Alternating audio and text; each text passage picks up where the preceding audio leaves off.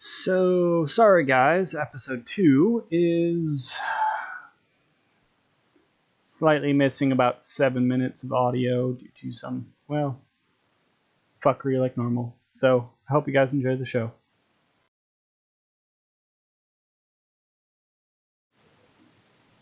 Alright guys, before we start, welcome to the next episode of Treasures and Times. And that was the bat. Welcome to the Fuck the Fuck, and then we call it. I got Bing with me this time, my co-host, Bing Stranger. And then we have Jurius here. Brisc should be here, hopefully. So before we get to Jurius, Bing, please have a short introduction.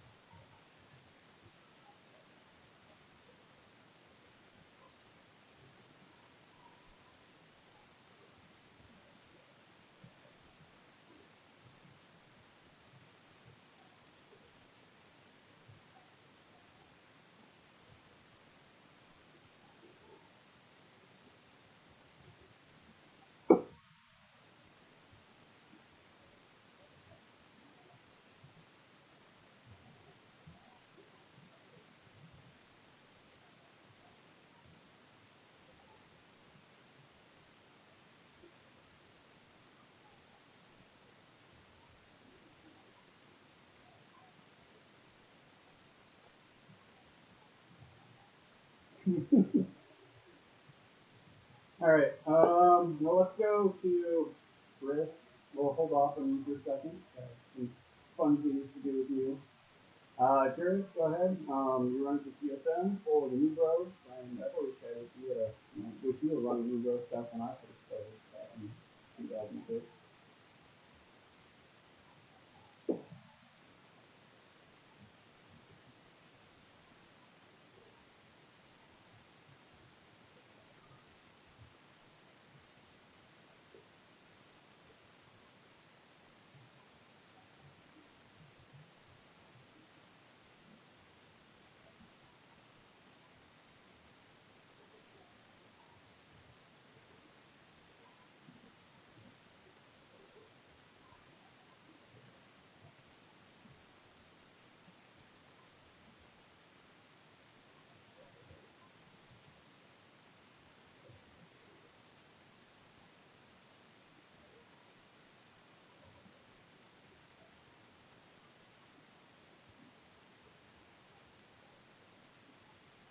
Alright, Brisc.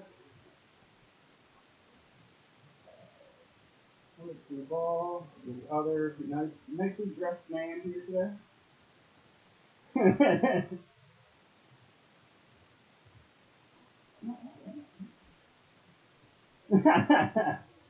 um, Brisc, before we get your start, apparently everyone that flies in Trig space are doomed, so I'm wondering if you get some time to start FFPing us, and I'm waiting for my Titan. Alright, Brisc, go ahead. You can shoot your shot before as an introduction, before we get a little bit into, this is kind of like days or CSM voting.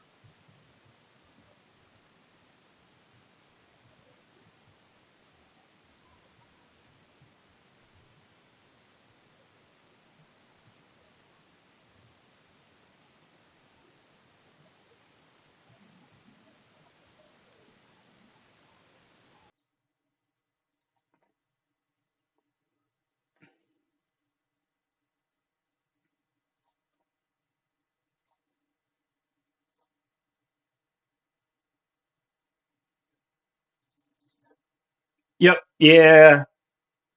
I don't know what is going on. Trying to fix that right now.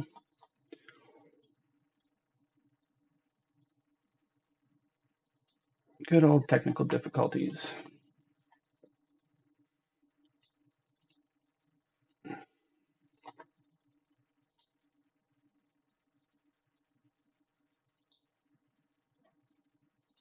Can anybody hear us? All right. Well, hopefully I at least have the recordio audited so you guys can listen to it on podcast. All right. So, yeah, yeah, exactly. So Brisk. Yeah, what the heck is going on? I can get everyone but your guys' voices. Great. Let's see.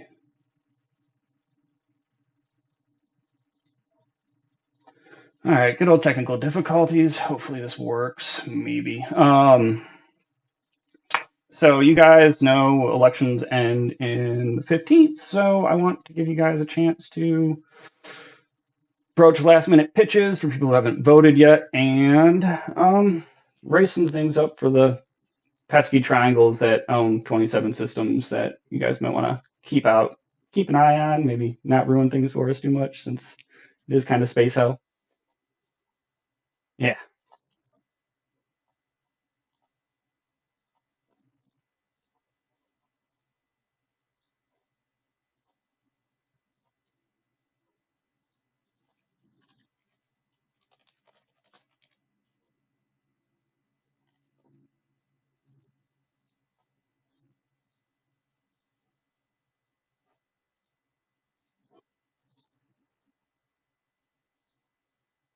Yep.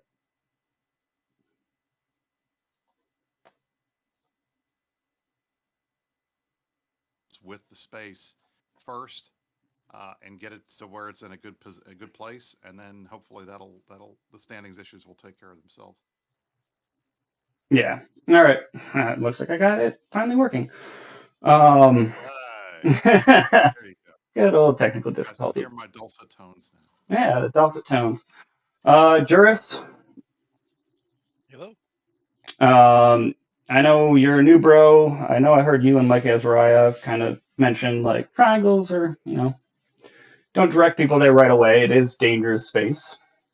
I actually love Poshman and Trig leaving space, and I love the fact that Abyssals, in particular, Abyssal Dead Space, have introduced a unique channel for people to make income while also be able to enjoy instanced content.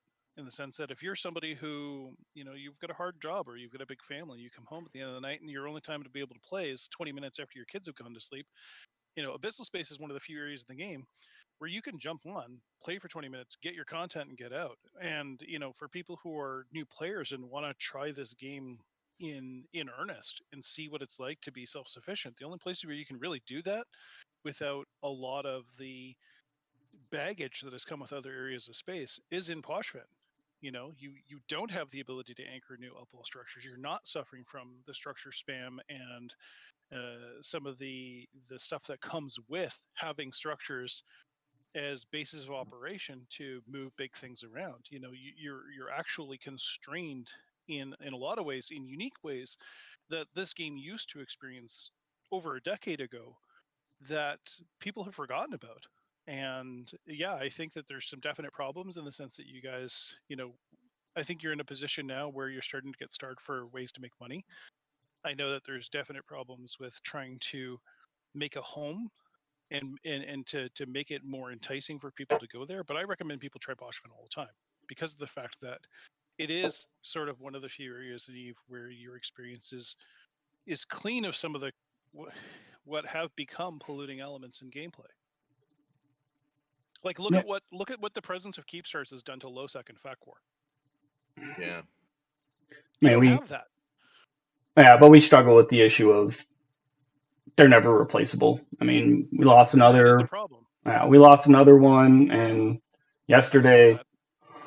um, there's the Asbel or Asbels, as As Chris bells. As has Bell. as Yes, we Brisk's good friend and Goonswarm would know. Um, so it throws a different wrench in the plan because I mean, structured jump cloning is a pain in the butt. Well, you have Waiting, to have standings too, right? Like yeah. I mean, you need a minimum of 4 to access everything. Um, that's gross. yeah, it's a little gross. I have an alt that I had originally set up to be a dread alt that I just hadn't been using because it's on the same account as my main, and I haven't moved him off yet. And I was like, you know what? I'm gonna start a new stream of videos where I'm just running missions with him, and I want to get him up to level 4 missions. And like, it doesn't take that long, but like the standings grind just to be able to run missions is a pain in the neck. And I'm going Caldari Navy right now just to see what it's like because the pilot's Caldari. And I was just like, God, the Poshfin guys must just hate this. Like, it's not just that hate them. bad. These guys, Oh, But look. every time Don't you let these start a guys new fool alt, you. These guys are experts. I They though know I how know to they've get you gamed up it. pretty quick. Like Eve players, any Eve player, you guys have been maxed the shit out of this stuff. But like, just having to do that for every time you have a new character, that I'm a lazy player. That's enough to make me not want to do it. I did create some alts recently, and I did do the cheesy way of just target painting, so they could at least have dual positive standings with Trigs and Edencom. But yes, we do have ways to get standings quick, but there's weirdos like this You did it guy the right old way. here You did it the who old-fashioned way.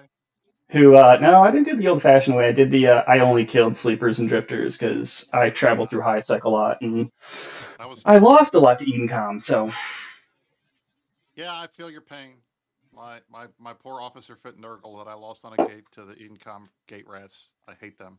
I'll hate them forever. But uh, it's a little different. I mean, we live there, we spend a lot of time there, and some of the things that people say, like the giant ISK sink that it was broken for like 4 of the 6 months. And it took a little while for us to get up and running, and then the seagulls came in. So I hate when people always be like, "But you guys are rich." I think I only made maybe I think Bing you probably ran more than me, Right. more than me, but I think I only max made probably around 4.5, 5 billion over a month and a half of actually being able to run them. It's That's still not the worst money, but not. but it's not the best either.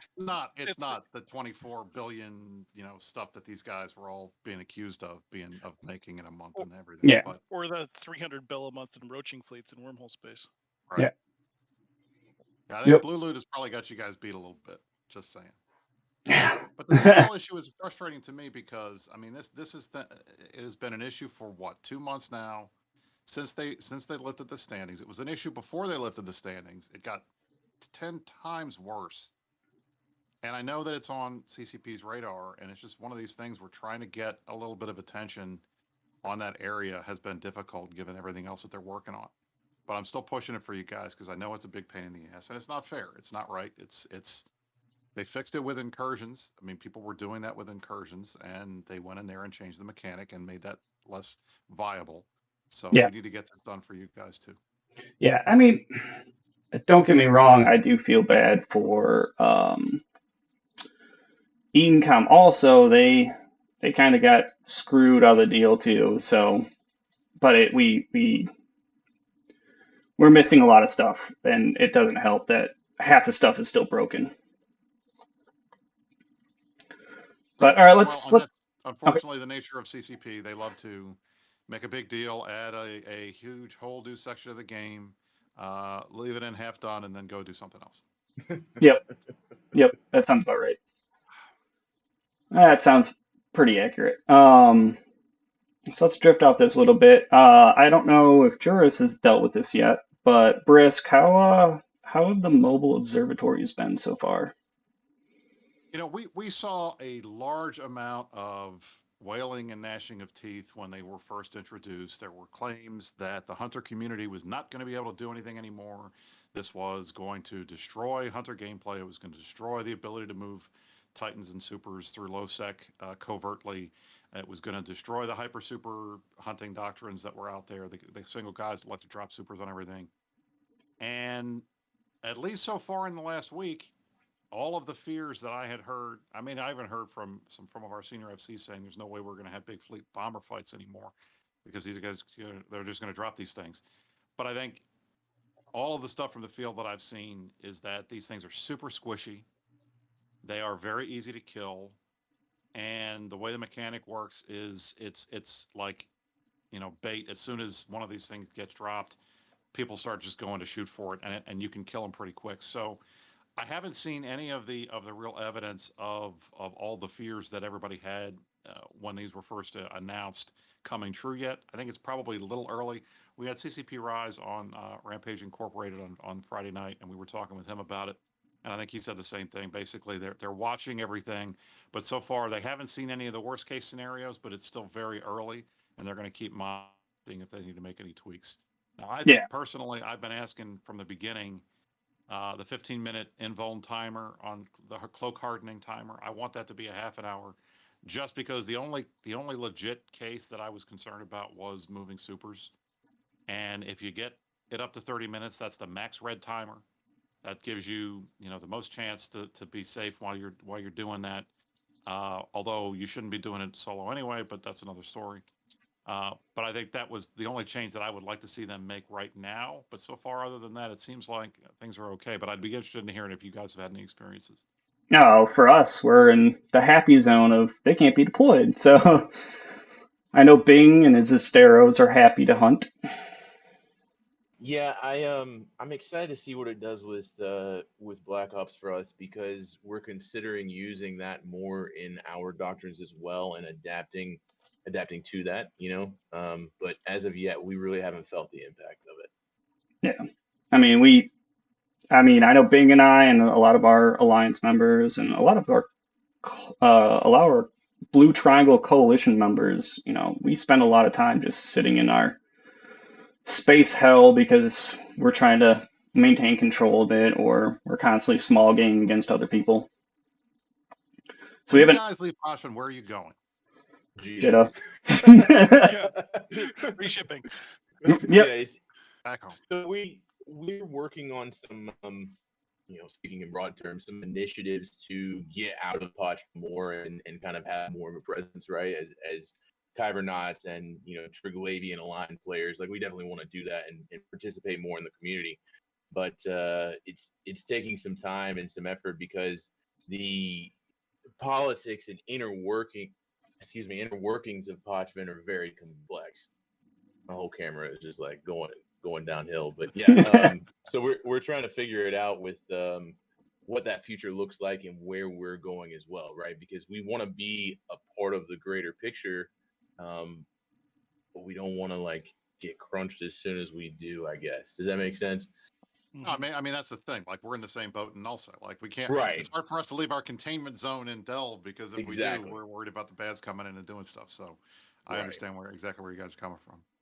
So Jurius, are you kind of instructing or have you done a YouTube video yet about, well, as Reddit has called it, the moobs? I have not. Really quickly on the mobile observatories, I think the biggest thing I could say about them is thanks for the free kills, CCP. I mean, I'm looking at the kill board for it right now. 14 killed today. That's higher than average.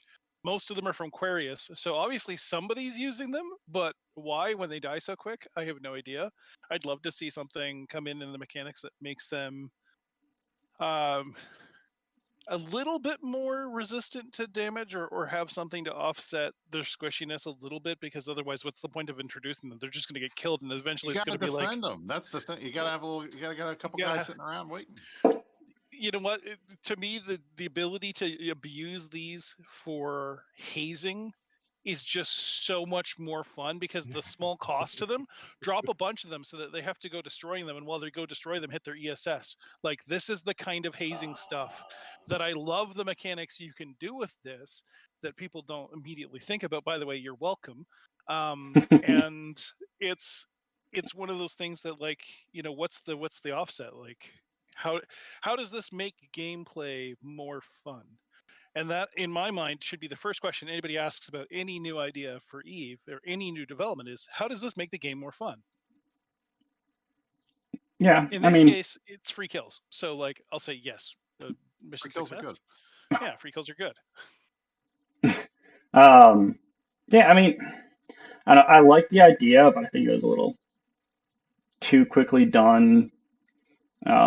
I know cloaky camping is a problem, but I wouldn't I know can it tell you because, it hasn't stopped our blobs. oh yeah, I was about to say we don't No notice slowdown anything. whatsoever. Yeah, we yeah. In fact, I'm very excited about the new blobs BS changes. Yep. Yeah, the BS changes should be interesting. For Blop's Do you fun. guys do a lot of blopsing out of your space? Because I know you have sort of like the new Eden superhighway of opportunities. You can basically get to nearly any region from where you're at. Uh, we are kind of working on that.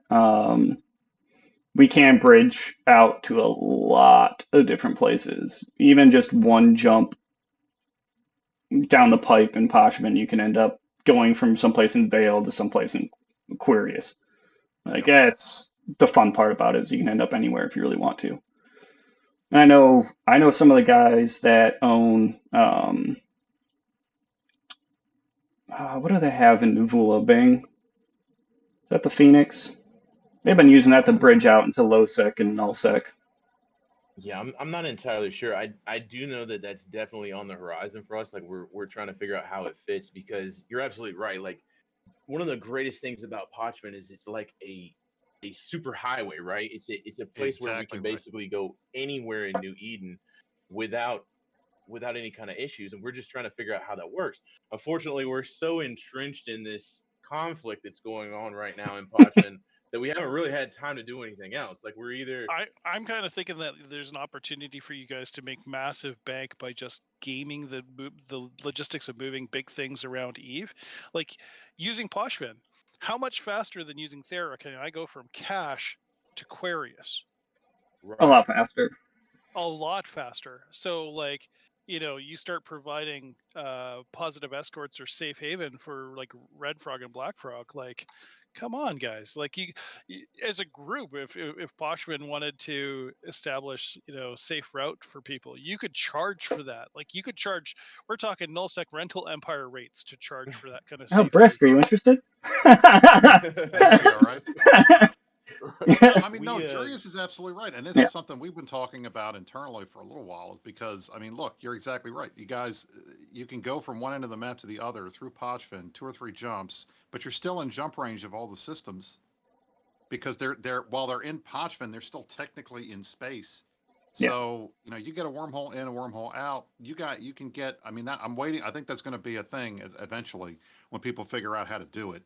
Like when people figured out how to use the drifter wormholes, it became a thing. I think it's going to be a thing where we're jumping through Podfin, moving big fleets and moving them around to get and hit people in their backfield before they even realize we're there, and try to figure out how the hell we got there.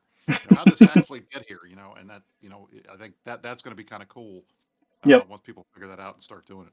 Yeah, no, it definitely adds a nice, interesting twist to it, except, it's space hell, so you have to be careful because every gate might be bubbled.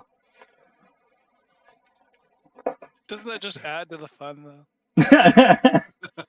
It does, except for, I've lost a couple battleships flying to defenses on gate camps, so it's a Yeah, deadly it's another. space. We were talking about bugs earlier, right? And how Parchment is so bugged. Like the insta locking drifters, insta locking drones, insta locking Edencom has been a huge like problem for us. Like if you don't get killed once every 3 days by drifters in Parchment, like you're probably just not out there that much. It's crazy. It's not even just necessarily the instant locking; it's their perfect application and the range at which they Oh yeah, engage. yeah. When a drifter battleship has the ability to hit you at 320 kilometers away with a perfect hit instantly, it's like okay, well that's great. Yeah. Well, you got wrecked in a shuttle right outside of our station. More than once, more And than once. it's crazy that, they're interlocking so hard, even on tiny shuttles, that you should be able to get past everything. Like, it's a little ridiculous. Right. Yeah. I'm surprised at the speed at which they lock too. Like their scan resolution is so crazily high. Even like the Council of Diplomatic shuttles, which have a bonus to that, they still get locked right away. Like I took an interceptor too through there with well under 2 second align, and I nearly got napped. I was like, wow, that is insane. Yep. We were coming back from a defense. I was maybe like a couple seconds right behind one of our buddies, and I made it through fine, but I was chuckling because the new thing is shuttles with all the nullification changes. His shuttle was down into like, he had 30% hull left. And that was rogue drones. That wasn't even drifters. Because he got instant lock the second he came out of jump gate cloak. So, So let me ask you guys a question and turn the tables here a bit. Other than the locking changes and the things that are obvious immediate pains in the short term, what are your biggest crosses to bear in terms of like things that you want to see change, or things that would make Triglavian space and Poshvin attractive to more people? all right. Well, Bing, I'm sure you got some opinions on this, but I'll go with the ones on top of my mind. The OBSs, or the flashpoint observatories, they kind of need to get nuked down a little bit on how much ISK they dump out and have different ISK sinks in there. Not ISK sinks, ISK faucets, I should say. Because that is, there are the world arcs that Pro Edencom can do, and they can make a bunch of money off of it, but Trigs aren't going to shoot Trigs and tank their standings.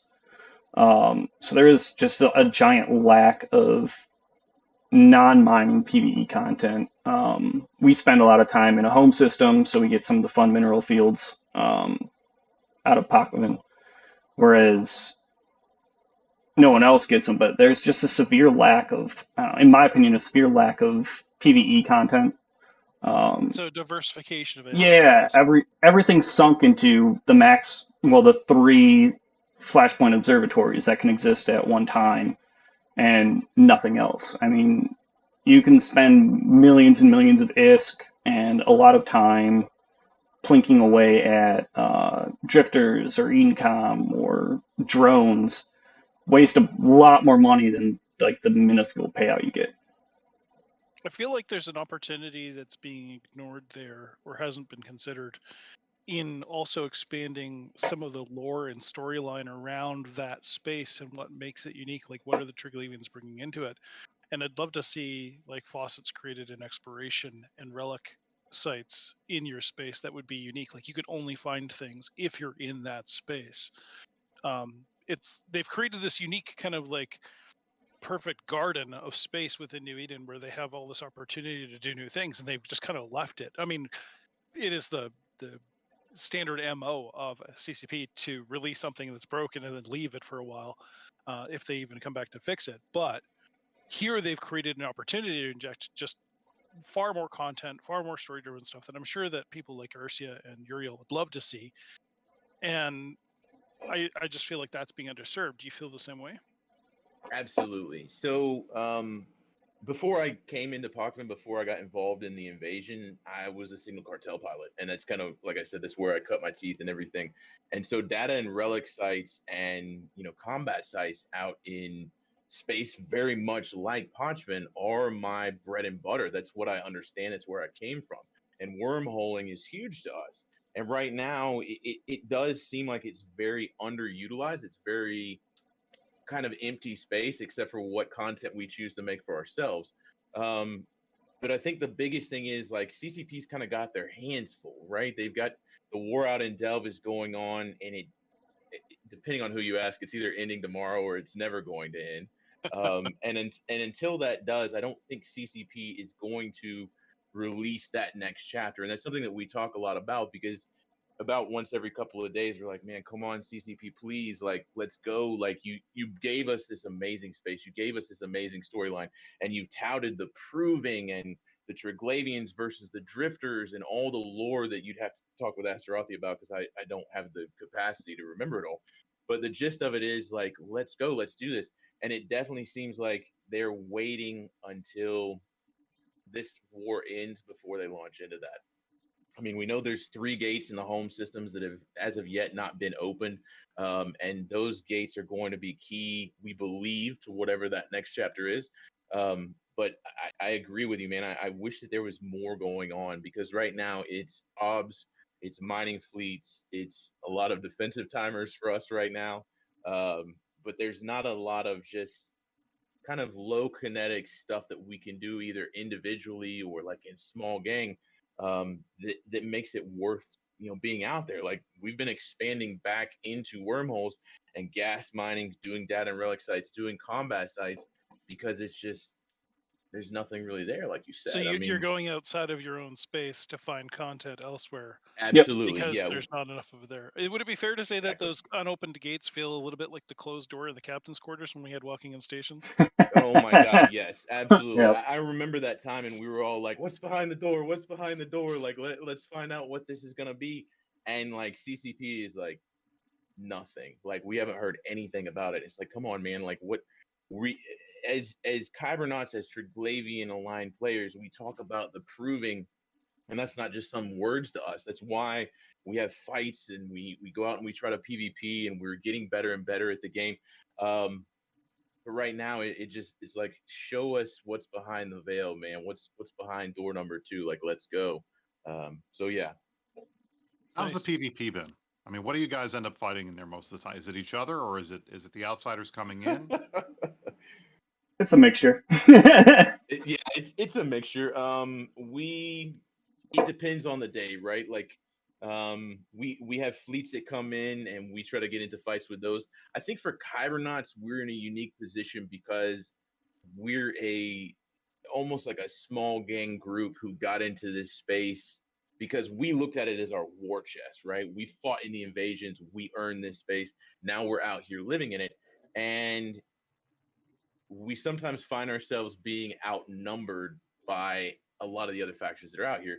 So for us recently, it's been a lot of timers. It's been a lot of traveling from gate to gate, looking for stragglers, people who came in here to explore, to look around, and just kind of like, hey, get off my lawn. This isn't your house. But I hope that in the future, like I know there's a big initiative to have like 5-man gangs. I forget who's putting that on, but to have 5-man gangs coming in, roaming around Parchment, getting to fights, I think those things are fantastic, and I think that's gonna bring attention and variety that we want and need into the game. Yep. I mean, I brought this up last episode with Opus Magnus. Uh, that Rote Capel has been friendly to our original kind of Thunderdome Pachman idea that we had when it first came into being of ships are fair game, structures are off limits. Like allow people, there are free ported structures out there in the space, so people don't need the standings to repair or fit their ships because yes, you need standings to even fit your ship. And we've lost ships to them, we've killed some of their stuff, but they don't hit structures because they're abiding by the rule. Like they come in third party on stuff to help keep the structure, but the second the structure defense is done, it's the normal clusterfuck that any of our timers are of everyone just starts shooting everyone pretty much. We save Right, the structure, now everyone kill each other. I like right. that. That's fun, right? Oh yeah. Little bit of a Thunderdome in there at the end. That's Oh cool. yeah. Well, I thought it was funny, reading some of the things on Reddit about Micromancer was out, and you had, Karma Fleet was out there, and they were just commenting how much fun they had out in our space because, there's no capitals or super capitals, and it does kind of turn into a cluster after the defense is done. Everyone just starts shooting at everyone because, our Asbel timer had frat and goons helping to protect the structure, which is, only at Pocketwing can you get that weird defense happening. Can I hit you with a weird question? Yep. Do you think that the Triglavians need to answer to the upwell structures for Triglavian space? Personally, I would like to see something. I mean, half the Because things in our LP store you can't purchase because the items don't exist for it. Oppo is a Capsuleer corporation. It would make sense that you shouldn't be able to anchor them in your space. Well, I was just thinking more along like we have an LP store which half the stuff you can't purchase out of it because the items just don't exist in the game. So why have all these things you can't use, like you can't ever purchase? Just get rid of them and maybe make a core, make cores super expensive, but like limit it to smaller structures instead of I can't remember if it's like 10 or 15 items that you just literally cannot purchase. One of the things that Rise and I were talking about on the Rampage stream, which I think is interesting, was a concept of having different flavored cores for structures. And for example, like if you're in Poshman, you could drop a structure, but you can't core it unless you use a Triglavian core that only somebody with standings can put into a citadel or something like that. Yeah. Wow. Yeah.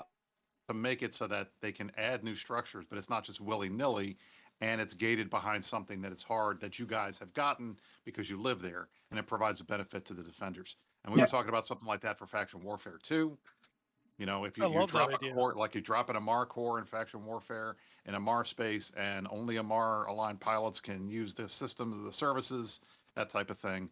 And I think that if they can do something like that and make the cores like have a faction flavor to it that has a standings gate, I think that would be kind of cool, and it might solve the issue for you guys so that these structures don't have to be so, critically important, because once they're gone forever. There Yep. should be a way to. I mean, there's no reason why there shouldn't be a way to put something there. You can't really live in that space in Eve anymore if you can't put structures down. Right. So Right. I think that Yeah. would be kind of cool if they could start looking at something like that. Well, and Yeah. the fact that you guys lose the utility of mobile depots, even like having even just small deployables that would give you advantages in your space that other people don't get because they don't live there, they don't have the standings. Yeah. I mean, we need a lot of these things, but on the flip side of the coin, talking about like faction warfare or something,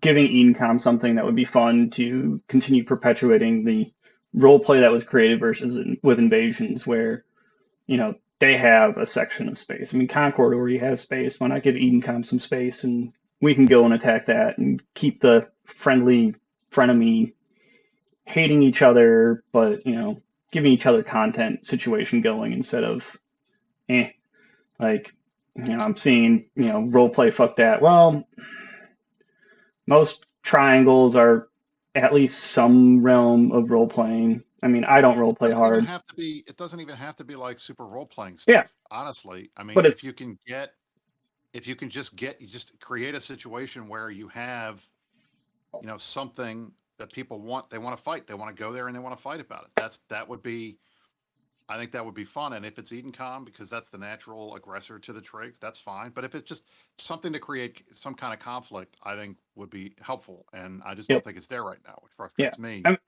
And I don't, frankly, it drives me nuts that like the Trigs are fighting drifters. They're fighting sleepers. Okay, but why? I thought the whole point of the invasion was Edencom versus Trig, and now you guys are fighting something different. It just doesn't. In terms of like the storyline, I'd like to get it back to this being more player versus player type stuff yeah, rather yep, than this PVE bullshit. yeah. I mean, it'd be nice. I mean, kind of something like faction warfare where we could at least have something of side versus side, which would keep conflict going and give people something fun to do other than, well, we got timers or let's run OBS fleets, which there's sliders flying in and no one's making more than like 50 million ISK. And they're flying in with their, 1 billion ISK Lashaks to try and do it. Like, Or you have, PvPers. No, I like that Amelia Dusk Space is coming in with the 5-man fleets and doing that fun things. But when you have other PvP groups that are in there in force, they'll just all hot drop in and be like, oh, well, now you all died and you're not going to be able to run this because, well, the Dreadnought spawned and its Bastion mode is going to keep spooling up for forever until no one can beat it. Yep. Like there is some flaws to what's going on in the space, and I think that outside some form of content driver like faction warfare was in the beginning would be nice to have as long as they don't let it fall to the wayside like faction warfare did. But all right, I know Brisc has some things to do today. Did you already do your stream of you in the hot tub? I've got 5 minutes left, and then I got to go out and start finishing stuff up. So All right. Yep. hot Well, I tub told you. stream in an hour and 20 minutes on Sheltark Sarkari's stream. So join us afterwards, guys. It'll be fun. So I wanted to get to this because I like doing this. Kind of going to be the staple of the show is, crazy deaths or funny kills that you've gotten recently. Me this week, I can't think of one because I already covered our fun orca kill. Bing, do you got anything? Any fun kills you got this week besides our constant I'm battles? looking right now. That's a good question. All right, Jurius Doctor, I don't know how much you PvP. Let's go with you before we go to our Okay, space politician. funny. I will give you a funny death. I'm just gonna grab it right now. 1 sec here. I have the kill mill for it. I was not on this kill mill because I missed it. It died before I got there. But one of those awful losses of the day. Poor guy was moving literally all his stuff, and he jumped to the MTACO Sino beacon in our home system in a Phoenix that was suitcased and died pretty much instantaneously. It was pretty sad and funny, and I'm going to share this with you guys here in Trig Leaving Times text. Oh, I don't have ability to chat there. I'll put it in new. Yep. Yeah, just toss it in one of the first. chat channels. Should be fine. Yeah, there you go. Poor guy. Blueprint library, ships, everything. Just no. awful. And I was literally in the next system mining, and all I hear is Phoenix and Bubble, Phoenix and Bubble. People start like just piling, and I'm like, oh my god, this is gonna happen quick. And yeah, that's the embarrassing loss for this week. Was just watching this poor horde member who I'm sure just came back to the game. And I deal a lot with people who are either returning to the game or new bros. And it's always hard to see somebody just come back to the game and have that like, hey, I'm gonna get back in, I'm gonna start doing stuff, and then just like the brick of life lands on the egg that is their existence in Eve. And I'm sure that he probably signed off salty. We may or may not have done that to a couple people in Pachman. Why is the space red? Dead. Yep. All right, Brisc. Since I know you're going to be cutting out of here pretty soon, any fun, entertaining kill mails you got? So I am Mr. Nullsec PvP guy, but one of the things we do, we every Saturday night in Karma Fleet in the Imperium. Karma Fleet's the biggest of the corporations in Goose form, and I'm kind of the ambassador between Initiative and Goons, so I'm in both groups. I've got an alt in Karma Fleet, and then I'm in it with my main. But I go hang out with these guys every Saturday night, and last night we went out with our we call them Mini Love, the Ministry of Love. They are the high sec ganking crew that is part of Goons form, and we were out ganking. We'd go out and we were fitting out, cheap coursers and ganking ships. And this was my favorite because I felt so bad after we got this guy last night. This is a RIA, nothing in it but 200,000 nitrogen isotopes, 3 expanded cargo holds, 3 eye stabs. They weren't fitted. This guy must have literally just bought this thing, like had not even jumped it once because it still had a perfect exact number of isotopes in it. Started gating the thing, and then we caught his ass and killed him. And I felt bad, but I had to laugh because this is a 12 billionist kill. It was our biggest kill of the night. It didn't. I mean, there was no loot or anything, but it was pretty funny. So that made me laugh. And then he was kind of mad. He was complaining in some of the public chat about us being out there. And it's always nice to harvest a little salt when you're out with your friends on a late night drunk stream. We've done some of that and actually recruited them after blowing up their ships in our space, which was kind of entertaining. Before we let you go, Brisc, I hope you have fun in your hot tub. I will. All right. Well, Brisc, you have a good time. Thanks, guys. I'll see you all next time. Thanks for having me. I appreciate it. Yep. Thanks, Brisc. Seeing you, Jurius. And you too, friend. Good seeing you. All right. So we'll continue on with this funny topic.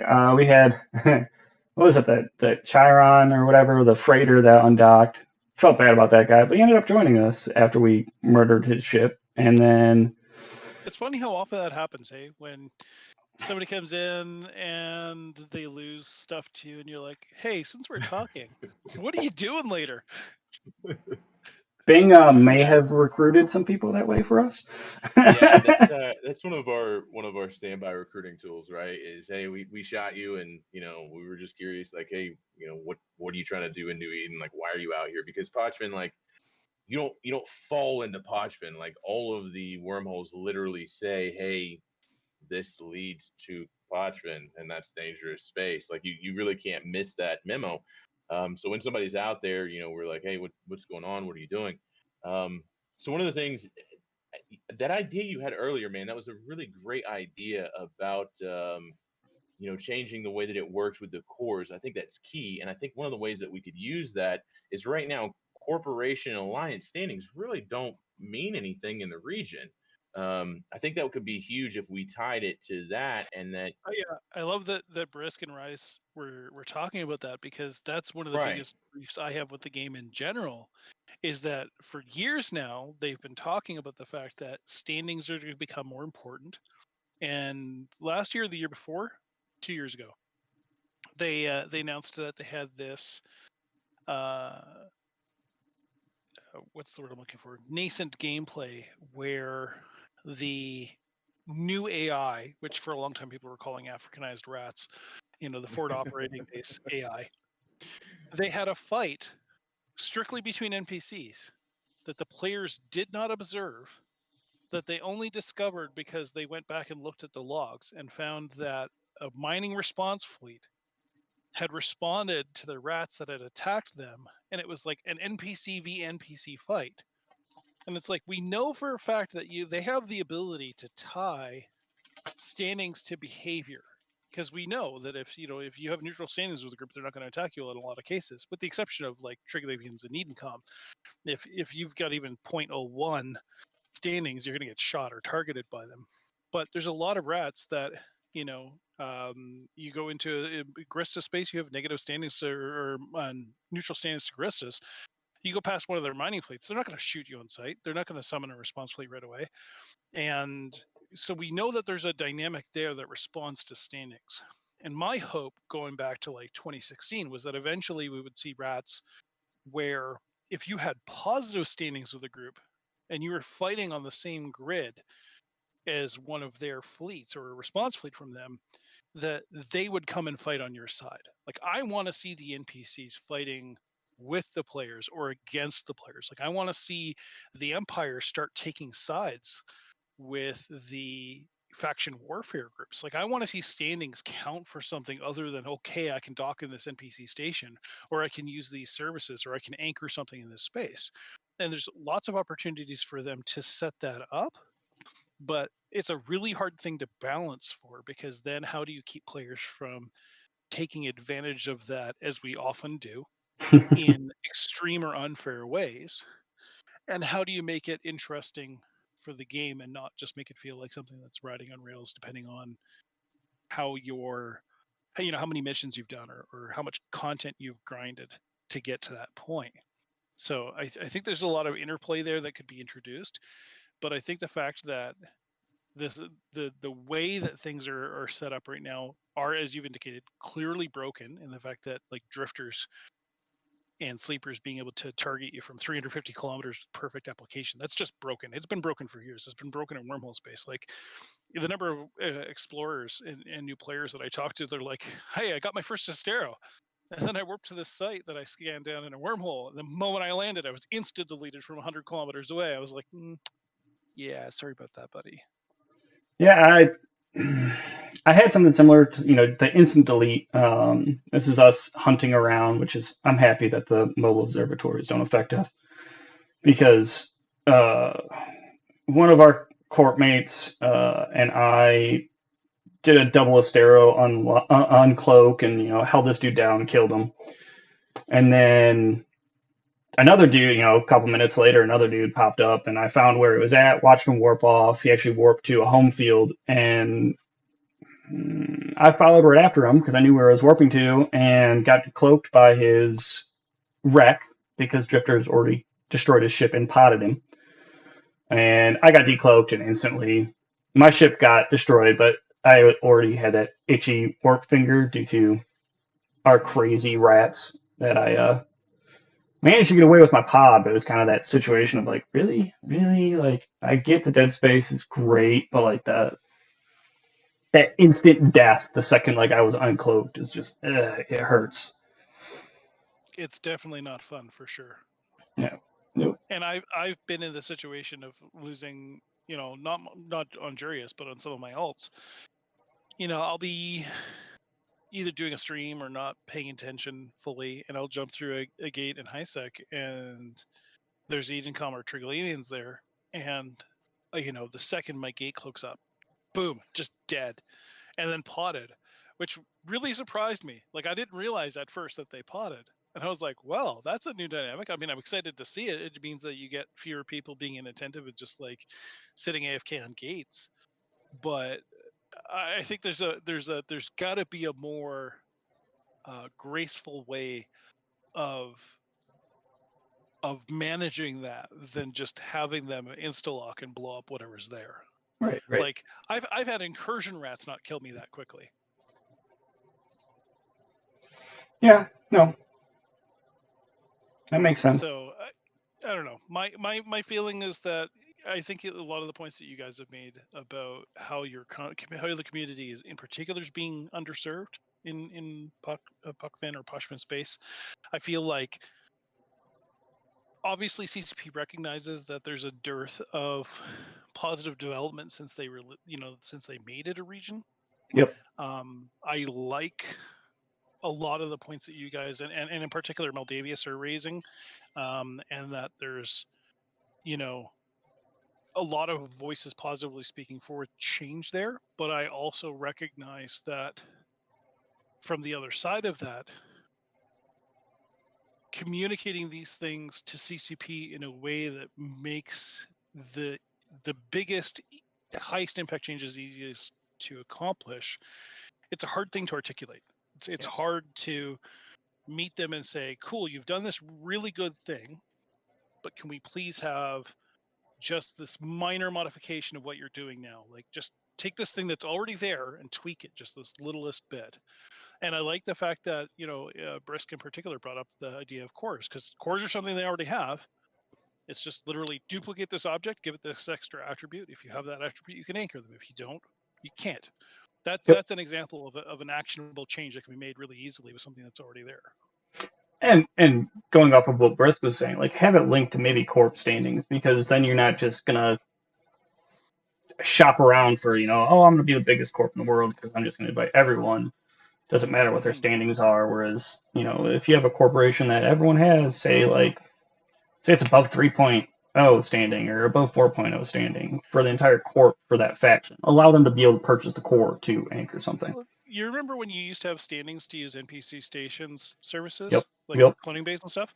I remember when I came into this game, it used to be that with Eve University, who I joined early on, you had to actually put your characters into an NPC corp that had standings for the cloning base so that you could move yourself to where they were.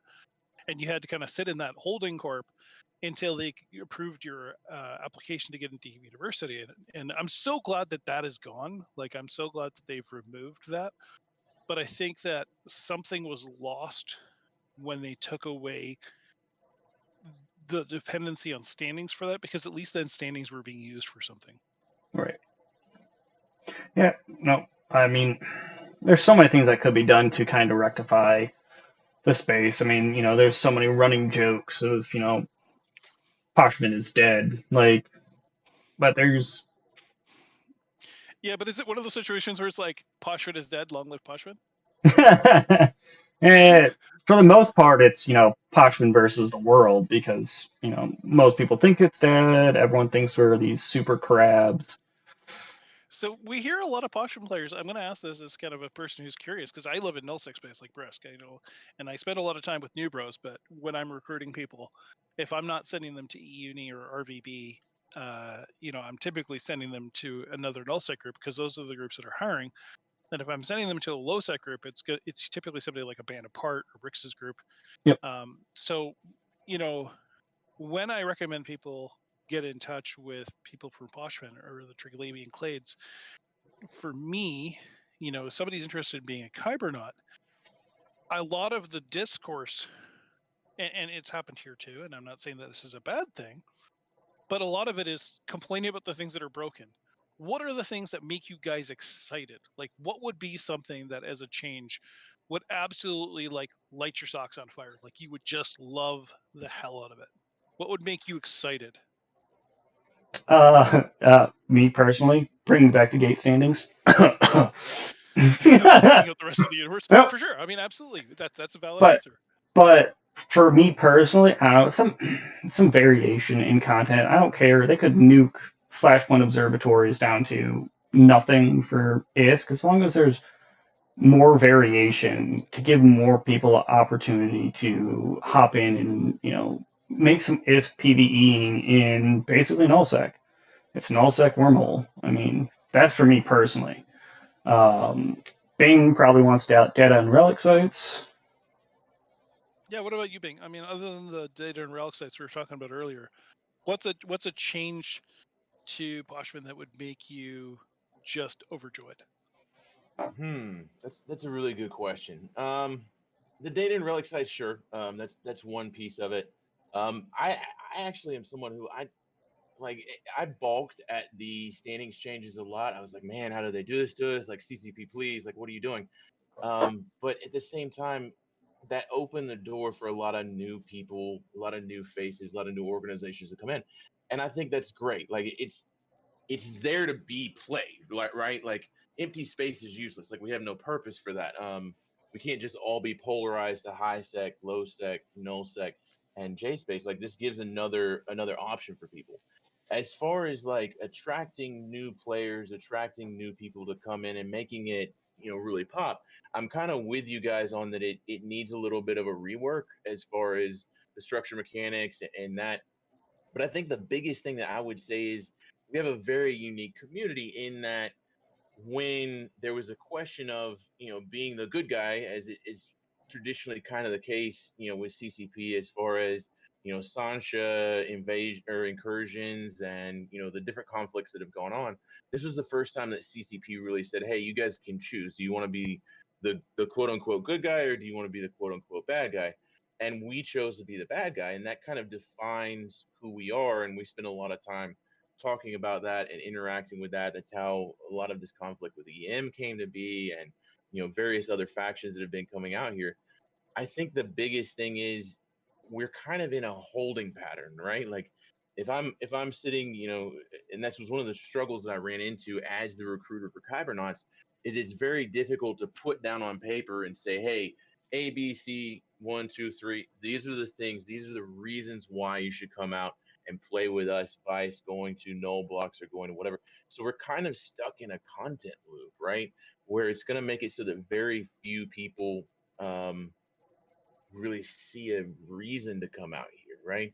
Because we're not being able to do a lot of the content because of the war, and even when we can, we've got the seagulls. Like it's just unfortunate, and I hate to be the negative person, but we really are in a holding pattern where it's kind of opportunistic PvP, opportunistic mining, things like that, and I hope that that changes. The gates are a big part of it. Making standings relevant, making the LP store relevant. Those are all things that are going to have to come, I think, before it really makes a lot of sense for a lot of people, to come out here. One of the things that we think about a lot is the saturation of the space too, right? How many people can come out and live and work in Parchment before it's too many? It's not like nullsec where there's a large number of systems. It's only 27, and the structures are limited and all that. And it's just like, man, like, so I say all of that to say this. I feel like right now there's not a great answer, right? Somebody had mentioned in the chat, like bringing in some more content as far as having something that you could step into it that's not so intensive, where you could side with Edencom or Triglavians outside of Parchment. and run that content to gain standings and then be able to expand out into the space, it's really it's really dicey because it seems like we're just in a holding pattern, and I hate that, but I'm afraid that's my only real answer, right? I mean, yeah. It's Yeah, just no, I mean it's not a bad answer, and I think if I wanted to ask another question, I think I want to play the 10th man in any situation.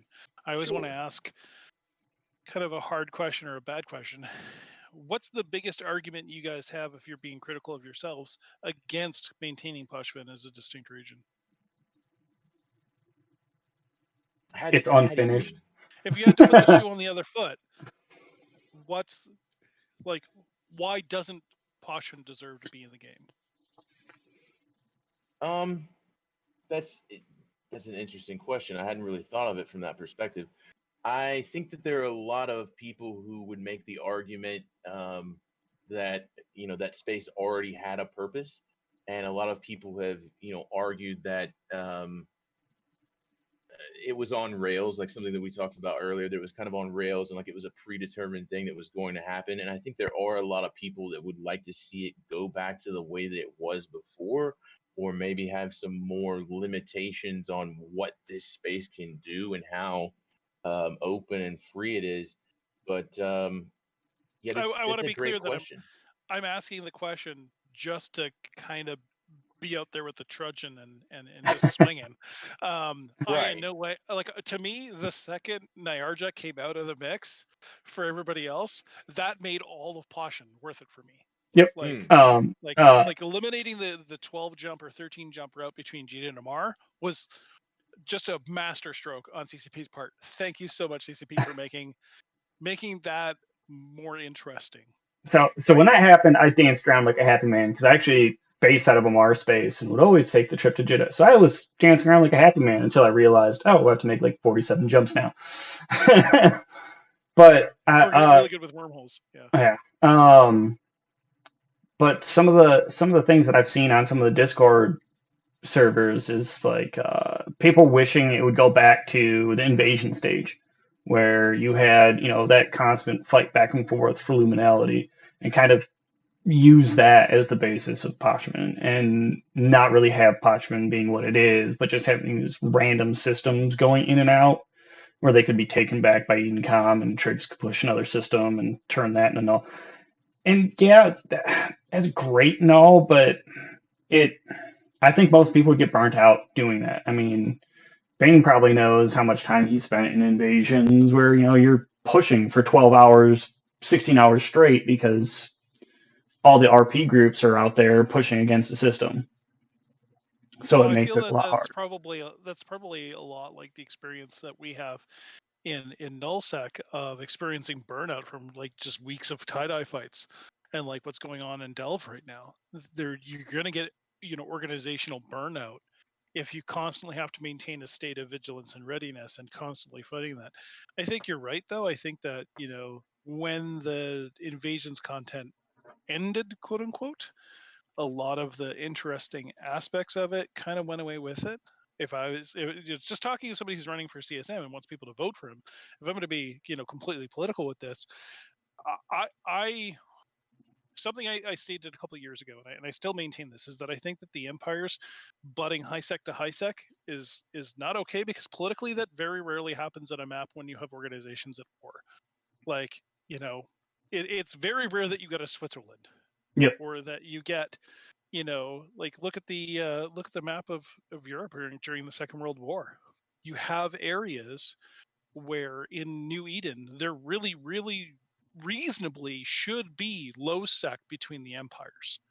There should be these areas of DMZ or lawlessness where you're not going to have high sec butting up against high sec border, because the Kaldari and the Galenti do not get along, Yeah. and it doesn't make sense from a gameplay level. It leaves out interesting opportunities for conflict. It leaves out interesting opportunities for gameplay and for faction warfare. And like, I would love to see the map of New Eden become permeable and not just have the opportunities for more Triglavian space to be added, or for Edencom to start taking up pockets. I want to see the opportunity for the Edencom players to say, you know what, the Galente, they're too wishy-washy. We're going to push them over, and Upwell Corporation's just going to take all of Galente's space, and Edencom's going to take over. Or Triglavian space is going to grow because all those people in Placid and Black Rise are all dirty, dirty pirates. They're going to side on the side of the Triglavians, and they're just going to grow it into a much bigger region. Like, that's the kind of interesting permeability in the topography of New Eden I want to see change. Yeah. Because that No, to me is interesting. There's a goal, there's an objective, and it counts for something more. I mean, my little counterpoint is I would think it would be hilarious if we had the initial goal for star systems that were supposed to be pulled out, that we were supposed to steal. I mean, I'd be happy it's only 27 instead of, the max of 81 that they were originally thinking. Like, Or even going to like 40 or 50 of them. Like, you guys could have had a much bigger number. yep. And when people complain about that, I mean, one of our court members, which uh, unfortunately I don't know if we'll be playing anymore. Um, he's done a lot of cool videos and stuff for the people in Pochman, and people started harassing him and stuff. Like he got into it just because he resubbed to the game, undocked in Rarevos, and the sky was red. And I then he still went have ships in Rarevos and that I've been this there since. well, and the thing was is the second he saw the sky was red, he was like, okay, what's going on? And he actually started fighting people in a battle orca. Like for the Trigs. Like he just decided to decide to side with the Trigs, even though he didn't know what was going on. I mean, good for him for making an immediate decision and going with it. But it's interesting to me how people will get so invested in the story that they'll grief somebody over a momentary decision to be like, well, I have no idea what's going on right now, but I'm going to go this way. Oh You well, know, actually, he was grieved because he made something for EM, which is our enemies because they're part of Edencom. But he's a creative guy, and some people started DMing him all the time in Discord. He basically griefed him out of the game currently. So kind of a this game bummer, is but this game is small enough as it is. Like, this community is so awesome and so interesting, and the people that I get to talk to on a daily basis, you guys included, are are just spectacular compared to other game communities I've been a member of. yep, And the idea of us griefing anybody out of this game is tragic to me. Like, truly frigging tragic. yeah, Like, we're between 350 and 550,000 people. We don't actually know because CCP is not exactly transparent with the numbers. That's actually one of the biggest things I'm calling for a change on, is like, give us the ability to see how good we are at recruiting for this game, because we are much better recruiters than CCP, if anything's to be shown by our history.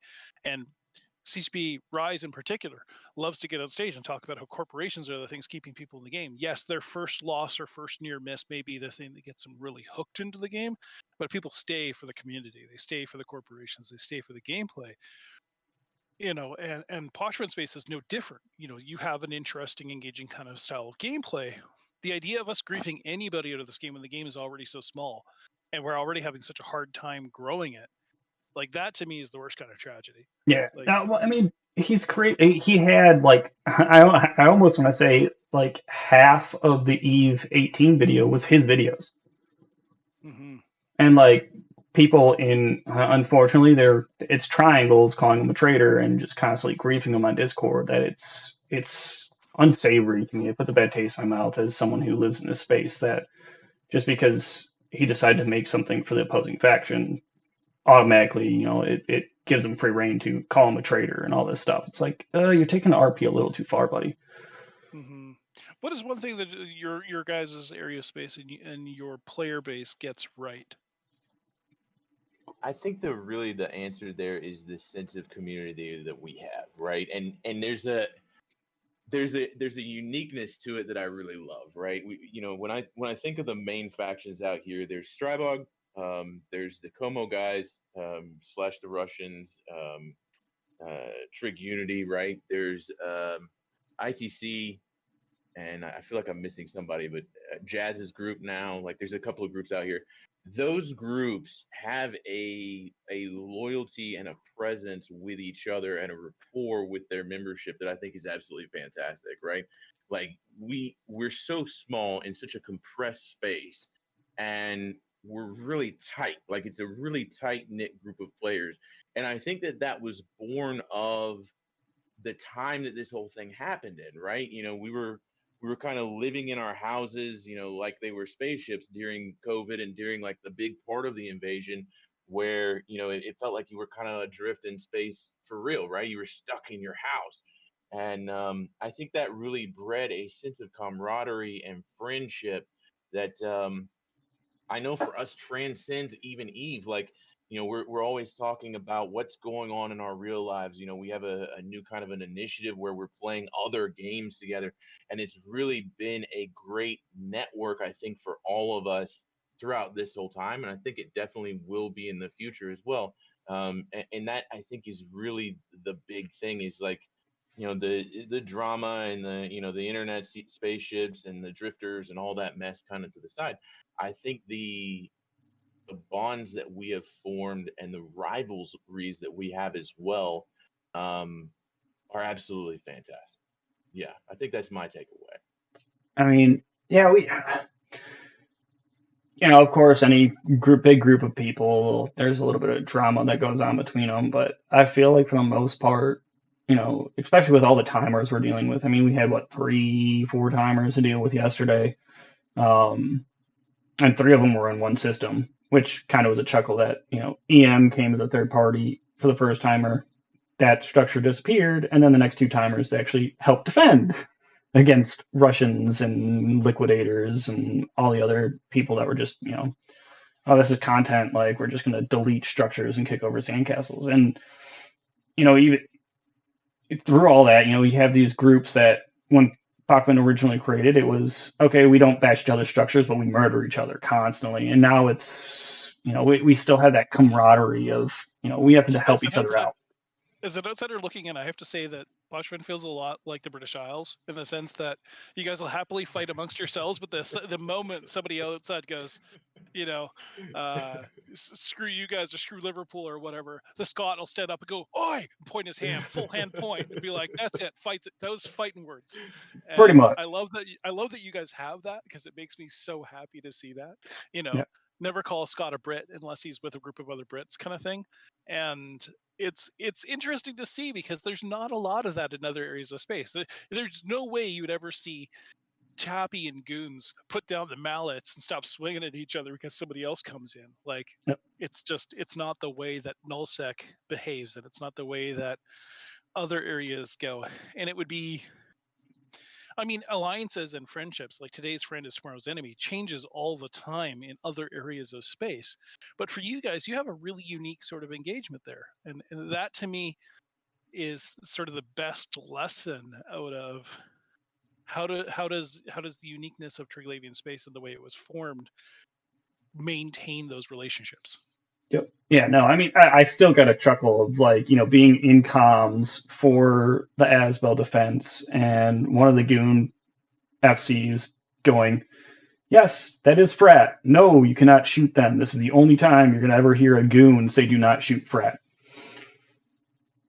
Yeah. Like, Yeah, it was just ironic. Like, it was and everyone started laughing in comms because it's, anywhere else in Eve, they're going to be shooting each other. And they came in and they're being told do not shoot each other right now. Like wait until the defense is over. well, and Yeah. like that first timer, I wonder how much of that was just people going, well, it's already almost there, may as well whore on it. I think there was definitely some element of that. I think there's some third parties and like coming in, back into this and becoming Kybernaut's diplomat and seeing like all the inner workings of this and all the parties and the personalities at play and going and sometimes being a little bit of a messenger boy and running from this faction to that faction, talking to this person and that person, and dealing with all those emotions and feelings and like it's the strangest thing about Eve. Like, you were comparing it to other games in broad spectrums. The other big game that I think about a lot, obviously, is WoW, and the environment in WoW, from my experience with Shadowlands, is extremely very xenophobic. Like, you don't talk to a lot of people. It can be really toxic. And meanwhile, like, even though we may be fighting in game, there's still a level of respect that I think is very important to the majority of the players. And you touched on that. You mentioned that thing, and I'm so glad that that is the case, because it makes New Eden a unique environment and a unique place to play. Like, sure, you may get told to get bent, but at the same time, like, nobody is actively going to tell you some of the things you might hear in like Call of Duty or other games. Like, we have a level of respect, and I think that speaks volumes. And yes, like, there's so many ties, and I refer to it as a bowl of spaghetti, right? It's a huge bowl of spaghetti, but I'm so glad that it's that way, because it gives me a reason to log on and be a part of this ecosystem, pretty much every day. Yeah. That is definitely the biggest thing I push for when creating my videos on YouTube or streaming on Twitch and talking to people, is that, yes, Eve is definitely the hardest game you'll ever play. I mean, unless you're, a competitive Go player and you're playing on the national stage, because, Right. Go is just it's 3D chess compared to Eve. But of the MMOs and of the games out there that you can play, yes, Eve is incredibly hard. Yes, there's a giant skill wall to climb, and there's a lot to learn, both soft skills as a player, but also understanding the community. But by the same token, the guy who shoots you today will very happily stop and have a conversation with you about what you did wrong and how you lost that fight to him. And he's also going to be probably the first guy to buy you a beer. And this community is, I mean, not to say that there aren't toxic douchebags out there, like all of Tissue pretty much falls into that category, but there are a lot of people in this game that, enemies, like the harshest of enemies in game, in the nullsec story, will sit down and have beers or go, on a pub crawl with the devs. And I've never experienced that anywhere else. Like, I've seen like true, almost like soccer hooligan sort of rivalries come out of groups from different games that would never exist in Eve. The community is just too awesome.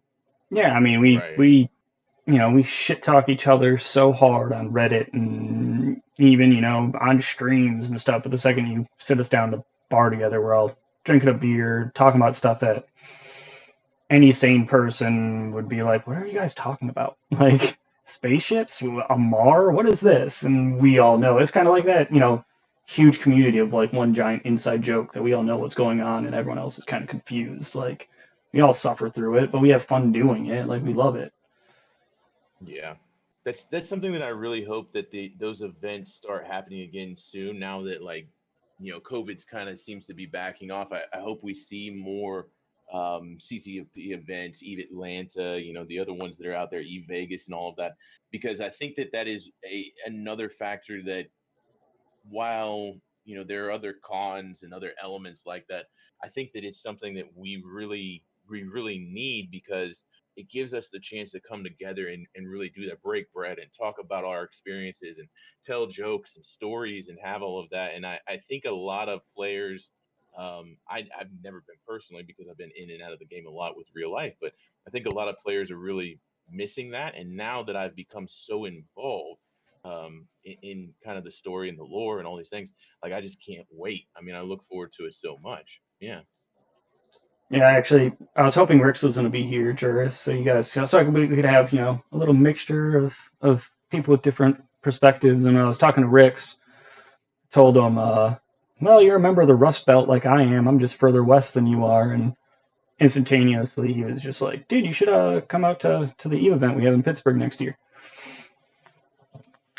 I'm honestly looking forward to getting out to those events again. I actually, when I lived in Vancouver before I moved a couple of years ago, 2 years now, I've lived in my new home in the interior BC. But I ran the Vancouver meetup group that would meet pretty much once a month, and we always met on the third Tuesday of the month. And we would honestly just go to a pizza parlor and just sit and have pizza and beers and just talk about the game. And we were extraordinarily lucky to have a couple of former CCP devs that lived in the city that would come out to all these events, and it was just a ton of fun to sit and just there'd be a little bit of friendly ribbing about, somebody doing something really dumb or their corporation losing a time or a strat op. But things never got heated and nobody ever took anything too personally. And uh, I can't wait for those events to come back up again. I would love to. I mean, it's crazy how travel in Canada works. It's more expensive for me to fly to Toronto than it is for me to fly to Iceland. Um, but I would love to go to Eve North, and I know you guys are not too far from Toronto, so I'd love to meet you guys there. Well, That'd be a fun one to do. Bing's further south, but I'll definitely go He's down. And I further may, south, yeah, he's a wee little bit further south. He's a good but old it's Southern it's boy. it's one of those things that like those kinds of events. Like I would love to just, I was supposed to be.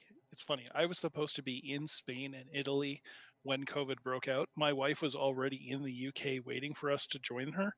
The ladies had gone over a couple weeks in advance, and we're having kind of a ladies, her mom and her sister, and the husbands were supposed to join them there, and then we're like, oh well, Sicily's now an outbreak center. Well, maybe we'll cut that from our trip. Well, we're still going to Barcelona, right? And then like the next week it was like, well, Barcelona's shutting down, and here I've been working from home for 2 years now. I am dying for a vacation. So I mean, like I'm thinking of going as far as actually booking significant time out of my schedule when COVID's done to just go to Eve events and Yeah. just like meet everybody See, because I had that itch, COVID with last year. Like normally, I started getting I started getting back into backpacking. Like it's my huge thing, and so this year I was actually planning it for.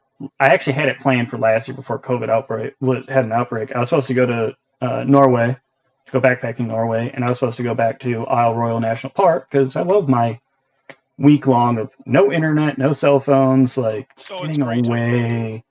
And I now work in it's IT. I don't want to be plugged in. yeah, I spend all day in front of a computer.